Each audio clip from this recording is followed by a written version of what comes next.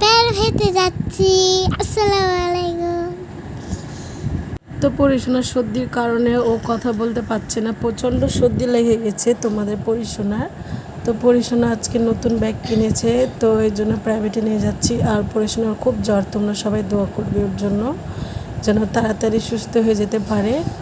তো এখানে তো পরিশোনা রাগ করে রওনা দিয়ে দিয়েছে, কারণ ওকে ব্যাগও দিয়েছি আর পড়ার টেবিলটাও দিয়ে দিয়েছি তার জন্য। তো পরিশোনা একটু রাগই করেছে, তো আমি বললাম যে একটু ধরো, আমি তো একটু ভিডিও করছি তার জন্য। তো গল্প করতে করতে মা মেয়ে চলে এলাম মেন রোডের সামনে।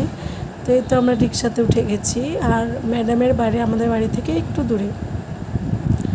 তো পরিশোনা যে ম্যাডামের কাছে পড়ে সেটা আপনাদের ক্লাসেরই ম্যাডাম, যে স্কুলে পড়ে ওখানকার।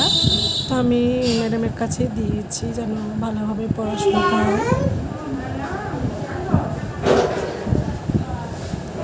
তো এই তো পরিশোনা ম্যাডামের বাসায় চলে এসেছে, আর এই তো ওখানে জুতো খুলে নিচ্ছে। তারপরে এই তো ম্যাডাম যেখানে যে ঘরে পড়াই পরিশোনা চলে এলো, আর আমি টেবিলটা বিছানার উপরে থুয়ে দিলাম। তো এই তো পরিশোনা একটু দেখছে, আর এই তো পরিশোনার মন খারাপ, কারণ আজকে পড়তে আসতে চাইছিল না। তো ভিডিওটা পর্যন্ত। আসসালাম।